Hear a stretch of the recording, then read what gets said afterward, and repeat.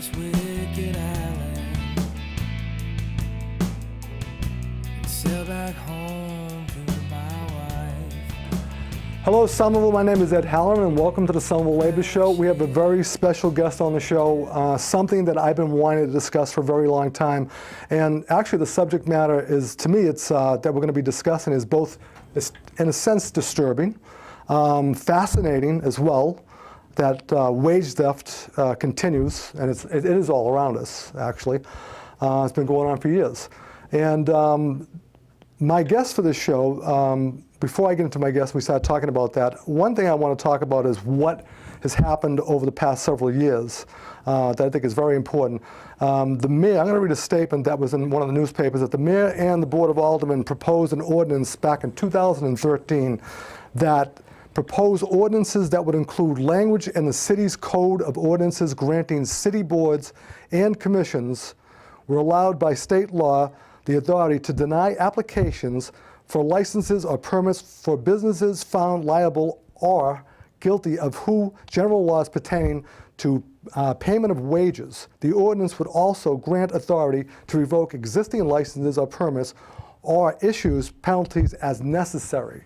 And this is basically based on wage theft, which I think is a very important matter on the show. I want to welcome my guests, Marcy Goldstein-Gelb. Welcome. Thank you so much. Nice to be here. It's great to have you here. I'm very interested in what we're going to be talking about today. Can you tell me what your organization is? I know that you're the co-executive director of National Council of Occupational Safety. Can you tell me exactly what the organization does? Sure. And if you take the Council for Occupational Safety and Health and shrink it, it's called COSH. Okay. And when we say COSH, most people look at me and say, "Whoa, what's that? Is that OSHA?" But basically, we are independent from the government. We are effectively an advocacy group. Okay. We bring together workers, unions, other advocates to ensure that every single person can go to their work and return home with money in their pockets, alive and well. And unfortunately, too often that's not the case, or we wouldn't be in existence. Exactly. So, how did the organization start? I mean, how did that happen? Well, people, the COSH groups were started shortly after OSHA was enacted, but communities have been organizing around safety and health for decades. Okay. It's something that brings people together, because when you have somebody who has become injured and they can't earn their living and they're in pain, or you have a loved one who lost their lives, it's something that you can't take back. Right. And it affects people so deeply that it's something that brings people together, and you can organize and take action and really improve lives. I agree with you. You can't put a price on public safety. It's incredibly important. So what we're talking about on the show is wage theft, workers' rights. That is the title of the show. That is the essence. That's the most important thing that I think is going on in the city of Somerville today, and actually throughout the entire country. Can you, for our viewers, can you define what qualifies as wage theft? So wage theft is when an employer is effectively stealing wages from workers. Okay. So that would mean that in Massachusetts, the minimum wage is $12 per hour. If an employer is paying their workers less than that, then they are effectively stealing their wages. If a worker is working overtime and they're not receiving their overtime, the employer is stealing those wages. I have a question for you. Sure.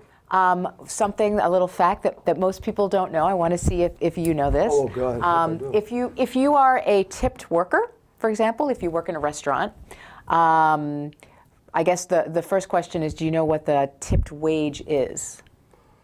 The tip wage, I know that the tip wage is approximately $3.15 an hour. I think that's what they make. That's the base. So it went up a little bit. I believe it's $4.35. Okay, so it's gone up. All right. So question is, let's say you get, let's say you get $6 in tips an hour, right? So you've $4.35, $6 is $10.35. Is that legal? You walk home with that nice little bundle of tips and wages. Is that? Well, I think that I'd like to get what for my good service, I'd like to be paid properly. Okay. So if you leave me a pretty good tip because I'm such a good server, I'd like to get that. But is that legal in terms of the employer? Is that wage theft? If you have, I think I'm going to say it is. You are correct. Most people don't know that In fact, employers, even though technically the tipped wage is $4.35, you actually must earn $12 an hour in order to be legally paid. So the employer needs to fill in the gap. Okay. Now, when I first arrived in Boston, I worked at Mug and Muffin. You may remember that place in Harvard Square. And I earned like $2.35 an hour. Okay. I hardly ever made tips because there was nobody in there. Okay. And so I took home $2.35 an hour. So I had my wages stolen. Okay, so I had to work multiple jobs in order to catch up. So with tip most people don't know pooling, that. how about tip pooling? Even tip pooling, if there's not enough money for Still each has to worker to be- get $12 an hour, then their wages are being stolen. So if you have a bad day, you still got to get your 12. Absolutely. No matter Okay. what the day, you get your I'm 12. learning. I'm getting an education here on this one for sure. So let me ask you a question about that. You're all about safety. So it's not just about workers, not getting their tips, not being paid properly, but there's also a safety concern that's involved in that as well. Absolutely. Can you give me a little example about the safety, some of the examples that you've witnessed, not witnessed of, whatever, some of the things you've heard? Well, the reason that an organization like COSH, which is sounds like it's focused on safety and health, is really concerned about working conditions is because they're all connected. So there's a very good chance that if a worker comes to me and they say that they haven't been paid their wages, chances are they're working in a job where they're also not being provided with safe working conditions. It often happens hand in hand. We find people who've been discriminated against. We find people who have experienced sexual harassment.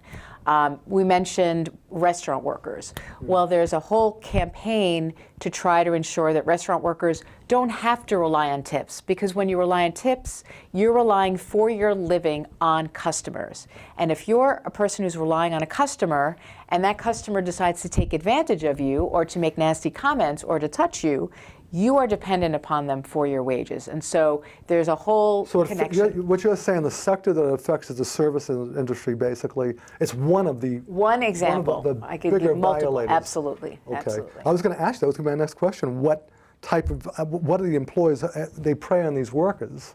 So, Absolutely. I mean, so you're saying it's the service industry mostly, is that's where you see it? I was just giving that as an example. I can name a whole bunch. Okay. Picture, for example, you're fairly new to Somerville. It could be you're out of state or it could be from a different country. And you go to some pickup site because you need work. You've got to care for your family. And so you're picked up by a van. You're not really sure if you're going to be paid your wages or what your wages are. Who's your employer? I know where you're going with that, yeah. You're sent off to some job site, who knows where, and you are stuck with whatever conditions exist, with usually no training whatsoever, and who knows if you'll get wages paid. And certainly most people who are doing day labor work are not being paid the minimum wage. How frequently do you find that people have the courage to come forward and come to people and say, hey, because I can tell you in my field, even with the union and even with protection, it can be very difficult for people who want to come forward because they're worried about retaliation upon them. Do you find that to be true in a lot of cases? Absolutely. So I'm going to start with on the negative side. Okay. So, and you asked this earlier, which is, who's being preyed upon. And from my perspective, there's sort of a hierarchy of power. And those who have at least a voice in the workplace, at least collective bargaining rights, are people in unions. Right. So that's why unions are so critical, is to ensure that it's documented, you've got a contract, you've got somebody to look out for you. Work your way down to the lowest end. People who don't have that collective bargaining agreement, people who have few alternative job options, maybe they haven't had the education or training, or maybe they don't speak English. There's a whole host of reasons why people move their way down.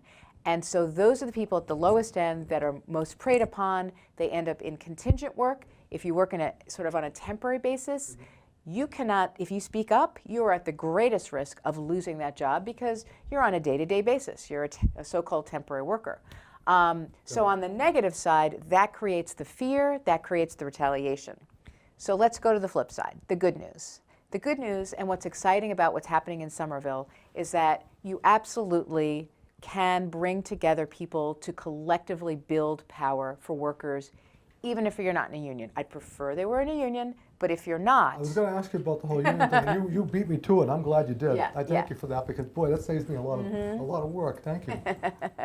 Go ahead. So the definition of a worker center is bringing together workers regardless of whether they're in a union. Okay. Ideally, at some point, perhaps they would, with the support of a worker center and a union working together, have more people go into unions. But even outside of a union, you bring together workers, you identify what are the violations that an employer has done. So I apologize for stopping this. So are you envisioning a workers' center Yes. located in Somerville? Yes.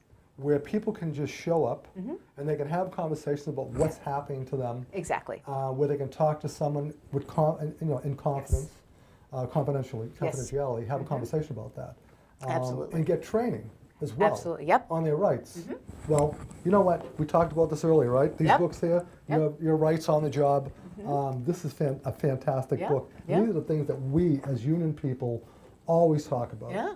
So I love that idea. I think I've heard something about that. Yep. And I hope, is there any hope for something like that to happen? You think? Absolutely. So there are worker centers in other parts of Greater Boston, and because there's such a lot of energy and interest in Somerville, there are already people that are being sent from Somerville to, for example, my other organization that I worked for, MassCOSH. People are being sent there or to Brazilian Worker Center to get their help, but we need them to be here so that we can organize collectively. But what's exciting is that, as you know, there's another group called Somerville Stands Together, which are unionized folks, but also others, allies. Right. So you bring together that group as well as this more confidential worker center where people could come and decide what steps they want to take, what actions. I think I love that, and I'm gonna tell you why I love that, because when we have the show, okay, I generally like to talk about, we always talk about unions and how wonderful they are and the rights that they provide, but we also have great concern about people who don't have those types of rights. They don't have a collective bargaining agreement. Yep. So we want to make sure that it's completely inclusive, Yeah. that they understand what we're doing, and try to give them some type of an education on Right, that. right. I think that makes perfect sense. And you know what? It's both critical for those workers themselves, because, again, being helpful to the most vulnerable, they should have a voice in their workplace. But it's even beneficial to union workers and to union employers, because those bad companies, those bad actors, are undercutting, they're underbidding good union employers. Exactly. So if you can go out and you can just rip somebody off, you cannot follow laws, you've got cheaper cost of doing business. We hear this all the time too, over at Assembly Row, a lot of the building that's gone on Somerville over the past several years now, that, we can, they can do it cheaper. Yep. They can do it cheaper. Can they do it safer? Yep. Can they build these buildings? Can we have the confidence that these buildings are going to be the way that we want them, that they need to be, Right. up to spec? Can the building trades come in and can they do it at a reasonable rate and Right. build affordable housing in the city of Somerville? Now, I've been banging the drum for that for a while. Yeah. We've been talking about that too. Yep. Because good wages and safety, local hiring, apprenticeships, Yep. those things that we're talking about. Yep. And I think that would probably steer us away from wage theft. Yes. We wouldn't have Absolutely. To, it would take, You're not going to see wage theft in a union job. You just don't see it. Well, if you do, they're going to end up someplace where they don't want. But Yeah, they're it's just- going to be at the Division of Labor, or it's going to Yeah. be an arbitration or something Yeah. like that. We Yeah. understand all that. Yeah. Okay, Marcy, my next question is, what is going on in Somerville right now, and what's happening there, and what are some of the problems that you may have seen that you've noticed? People Yeah. come to you. Well, so I've got a few hats in Somerville. I'm a resident. Involved as a community activist with some of these groups. Yep. But with my hat of COSH, I do a lot of worker rights training for lower wage workers, and I hear all the time that they didn't know that their minimum wage is $12 an hour. They're being paid $10 an hour. That they were certainly not paid overtime, that they're working tip workers not being paid minimum wage, that they're getting injured on the job and they're being retaliated against. They don't know that they have a right to workers' compensation.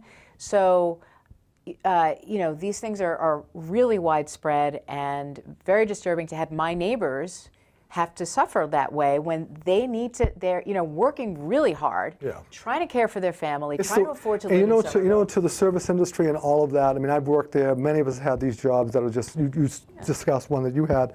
I mean, it's really difficult to make a living like that. You work so hard, 65, 70 hours a week, and for someone to do that to you and to take your money away like that and have no protection whatsoever.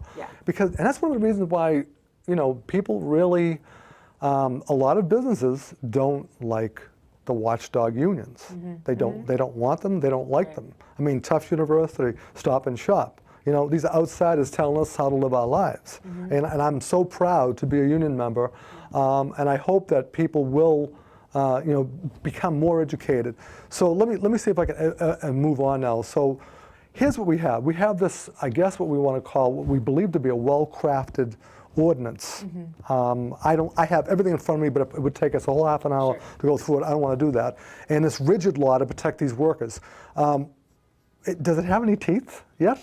Does the law have any teeth? Is there anything? I mean, I did read what the city would intend to do to businesses that violate. Right. But right now, if there was a violation, and if there are violations, is there anything being done yet? Right. So it'd be helpful for people to get a little lay of the land. So for wage theft, for the most part, you've got the federal Department of Labor. You also have the state, and so most people tend to go to the state Attorney General's office.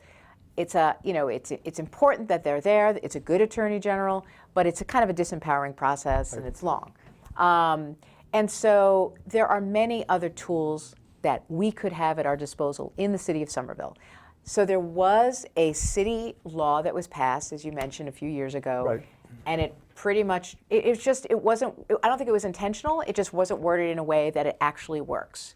I think that at the time it seemed like a great idea, but now we've got a whole community that's working together to really put some tools in the hands of the city so that they can say, you want to work in our city, you want a permit, you want a license, you're going to have to make sure that you are not stealing wages. You're going to have to make sure that you do things the right way. And so what's nice about this ordinance is that there's a lot of interest, that it has a community committee that's going to be associated with it. And if we combine that with a worker center where workers can come in, they could use that law as a tool. It's not the only tool. Organizing, bringing people together to demand that employers do the right thing, have some visibility, all these things coming together. How do we get the city council and the mayor to back this? They've already voted on it.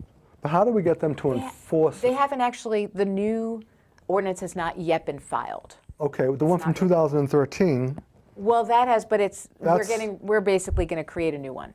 Because that one didn't work. You're going to redraft something. Yeah, it's a whole new thing. But I guess what I'm asking though is that that's all well and fine, and I'm excited about that. Yeah. But if someone were to want help today. Today as in like now before this law passes. Well, this ordinance that was passed in 2013. I wouldn't bother with it. It's toothless, right? We understand that. But what I'm saying to you is that we can't hold businesses accountable, although it did happen through the AG's office. Yeah, you can absolutely, Attorney General. Even without the new law that we're moving forward with in the next few months. There are things that could be done. Did I read that about the 2000? There was something here that happened in 2017. Have I read that? Go for it. No. All right, let me just give you a little something on that, okay? This is a tavern. We're not going to mention any names here. Local tavern that was fined for wage theft. So one of the workers said that they endured long unpaid shifts, paying for spilled beers, abandoned bills, and stressful environment for almost 2 years before realizing the treatment of workers was a problem. The Attorney General's office found the company failed to pay the proper service rate. Now, we talked about that earlier, and you gave me an education on that, to employees in 2016. So they had to pay a fine directly violating the minimum wage law, which is really, really important on this one here. So it's that is one way you could do it, but currently, and I'm not trying to beat anybody up here, I'm just saying that the law that the ordinance is in place right now probably isn't going to quite cut it right now. Right. So the city law would not be very helpful, but people can definitely use the state law, and they can use organizing, because if an employer knows that you are going to use a state law, A lot of employers don't want that to happen. So there's putting pressure on them by saying, guess what? If you don't fix this, we're going to go to the state, or we're going to go to the power of the press, and we're going to make it visible, and they'll lose, customers. We don't want that to happen. We want employers to do the right thing. So if you bring workers together, even if they're not unionized, and as a group with support from the community, to go to the employer and say, here's what you're not doing right, fix it, or else. And that's going to happen with or without the city law. We want a city law to make it even better. So do you find that, for the most part, employers are good employees? The employers, I think for the most part, have you seen that? There's some really great employers, and there's some not so great. So, Exactly. Yeah. Okay, so the watchdog organization, you expect through Somerville Stands Together, through that group? In partnership with Somerville Stands Together. Okay, in partnership. So there are several groups here. Let's just get it straight, okay? Our revolution, all right? I'm sure there's people that are involved in that. Yep, absolutely. I don't know about Union United and some of the other groups, but I know there's several groups out there that have all come together. Now there's a coalition, and it's my dream that I had in my head several years ago, because I always thought that we should always have this big coalition and broaden it as much as we could. And we started with this one right here, the Somerville Labor Coalition, which is several unions on the municipal side and the city side. And then I found out about Union United and Our Revolution and all these other things, and Somerville Stands Together. So it's incredibly important that this really spread wide and far. And I think it's really happening, because I think a lot of people can hear the footsteps. There's no doubt about it. So when I get into the whole local community activists, I mean, how did this come about? Did people, the group that you're with, you guys just decided, I know Somerville Stands Together and a few others decided that this was such an important issue that we have to do something now. So you're going to redraft a law? We're going to actually create a new ordinance, a new law. Does it have to go to a local level? It goes to the city council. Okay. And we'll be working with the mayor as well. And we want it to be one of the best in the country. So we've been looking at what other groups have done, and sort of building on the best models. And does it have to go to Beacon Hill? No. It doesn't. Okay, so it's on a local level. It's a city council right in Somerville. I like that. Okay. So I won't ask what's in it, because it might take a long time. One other question I had was, how do we create a community that ensures its residents achieve their rights? How is that? Well, I think that the name Somerville Stands Together, I like that name, and that's a group that is bringing together people from all different parts that are going to be sort of a watchdog. So the more we can have people working together, so again, you have the Worker Center, which provides that more support for the workers to help develop what they need, connecting that with a Somerville-wide group of allies that are going to say, I'm going to stand by you. And that's how you create this sort of message that in Somerville, we support each other, we make sure that everybody can earn their living, take home all the money they've earned, and do it safely. Now, I've had Ben Echeverria from the Welcome Project on the show as well, and I know it happens everywhere, but it also happens with immigrants. There's quite a bit of that that can happen as well, and people who don't speak the language, people who aren't from here, and they come here and they have these issues. Do you find it to be more prevalent in that area as well? It falls totally into that hierarchy where immigrants are, frankly, at the bottom because people prey upon them. They know that they may not speak English. They know that they've got few job options. They're desperate to care for their families, and that is exploited too often. And you know what, Marcy? I hate to break the news to you, right? But guess what? People paying dues. Right? And people who have been union members for years, and unions that have spent millions of dollars protecting their members, still have a difficult time to get their members to come forward, because of the fear of retaliation. Absolutely. And I think we can work as hard as we can to keep this thing rolling. And I love the idea of the community center. Is there anything specifically that people can do now to help? Yeah, I mean, the public? We want people to get involved in this planning stage, and then certainly once we submit the ordinance, we want widespread involvement and advocating to the city council. So if they go to the Somerville Stands Together website, they can find out about how to get connected. That's what we're going to do. We're going to put that up. Somerville Stands Together. We've had many people on the show from Somerville Stands Together, as you know. A great group of people. They're not just Somerville Stands Together, they are from all over. Okay, so that's why Somerville stands together, right, Marcy? Exactly. So let me read, I want to read a quote from Rand Wilson while we close out the show. Okay. And Rand is a very outspoken individual, and I respect him for what he stands for. So regarding a lot of what's been going on with this wage theft and workers' rights, Rand said, "We believe the problem of wage theft in Somerville is much bigger than most people would assume." That's what Rand Wilson said, a union organizer and labor rights activist who spearheaded the signature gathering. That's why more than 190 people signed the petition requesting a public hearing. And this is probably when they passed that ordinance. Support from Mayor Curtatone for a wage theft ordinance is appreciated because it improves the likelihood of its becoming law, and it sends strong messages about fairness to our entire community. Our objective is to make Somerville a fairer place to work and to do business. So that about caps it off as far as I'm concerned. I think this is more of an education for the viewers, and for anybody who doesn't think that this is not happening out there, this is proof. Marcy, you've been a great guest. I really appreciate the fact that you came on to do this, and I know it's difficult because I know you're very busy. But I want to give you, this is never going to fit you, but you're going to shrink this and wash it millions of times if you have to. But I want to. Oh, I love that. Now this is only in Somerville, so only in Somerville. Obviously, we know has many meetings. It's many meetings, and it's a great shirt. And it's the only one out there. Nobody else has them, and if they do, it's a knockoff.